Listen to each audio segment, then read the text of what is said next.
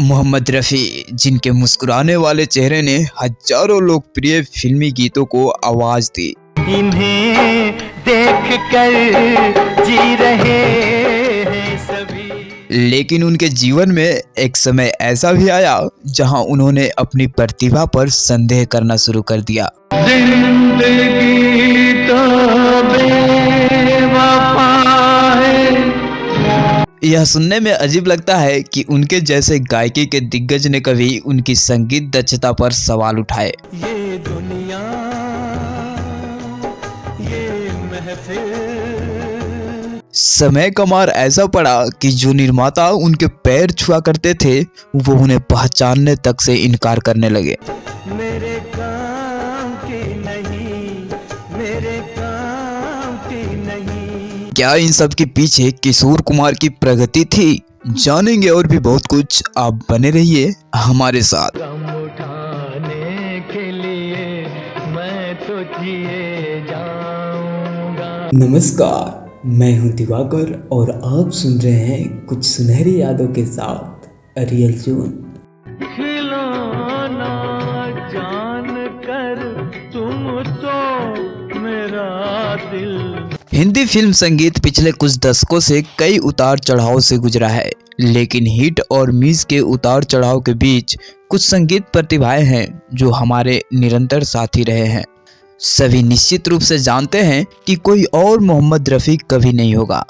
उनके विनम्र व्यक्तित्व और उनके सदा मुस्कुराने वाले चेहरे ने हजारों लोकप्रिय फिल्मी गीतों को आवाज दी जो सदाबहार क्लासिकल है। लेकिन उनके जीवन में एक समय ऐसा भी आया जहां उन्होंने अपनी प्रतिभा पर संदेह करना शुरू कर दिया। यह सुनने में अजीब लगता है कि उनके जैसे गायकी के दिग्गज ने कभी अपनी संगीत दक्षता पर सवाल उठाया। लेकिन फिल्म व्यवसाय ऐसा है कि मोहम्मद रफ़ी को भी रुककर अपनी परिस्थितियों की जांच करनी पड़ी। 1969 में किशोर कुमार कुछ वर्षों के लिए हिंदी फिल्म संगीत में एक प्रमुख व्यक्ति थे।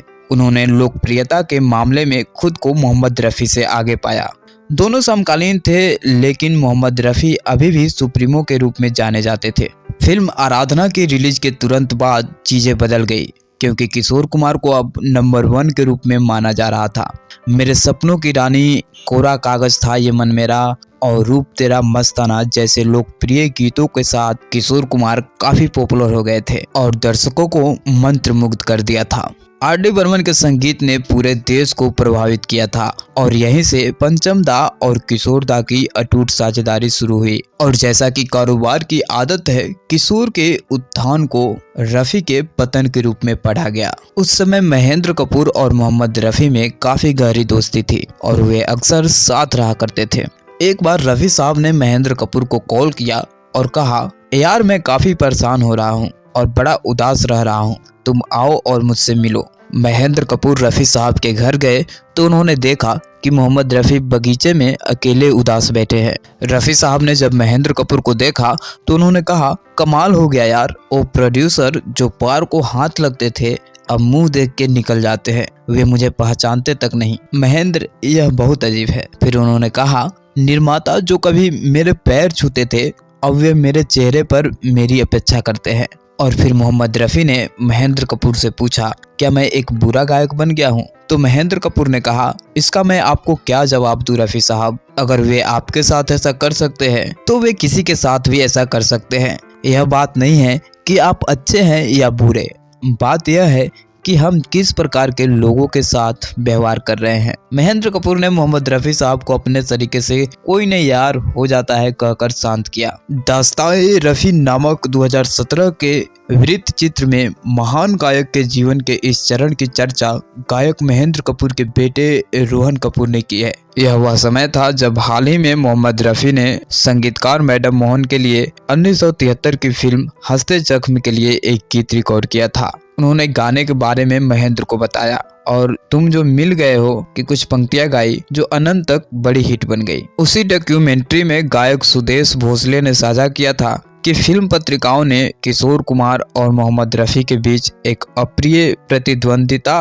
पैदा की थी, जबकि वास्तव में ऐसा कोई नहीं था। उन्होंने साझा किया कि पत्रिकाओं द्वारा किशोर कुमार को नंबर 1 के रूप में लेबल किए जाने के तुरंत बाद उन्होंने एक बयान जारी कर कहा कि इस तरह की बकवास बंद होनी चाहिए। किशोर कुमार के बेटे अमित कुमार ने साझा किया कि रफ़ी साहब मेरे पिता के वरिष्ठ थे, दोनों तरफ से अपार सम्मान था। मोहम्मद रफ़ी की विरासत उन छोटी छोटी प्रतिद्वंदताओं से परे चली गई जो आलोचकों द्वारा बनाई गई थी, और उनके कई सदाबहार गीत इस बात का परिणाम है कि हिंदी फिल्म संगीत में कोई दूसरा मोहम्मद रफ़ी नहीं होगा। तो ये थी मोहम्मद रफ़ी साहब के बारे में एक छोटी सी जानकारी जिसको आप लोगों के साथ साझा किया। अगर आपको ये जानकारी अच्छी लगी हो तो अपने दोस्तों के पास इसे जरूर शेयर करें।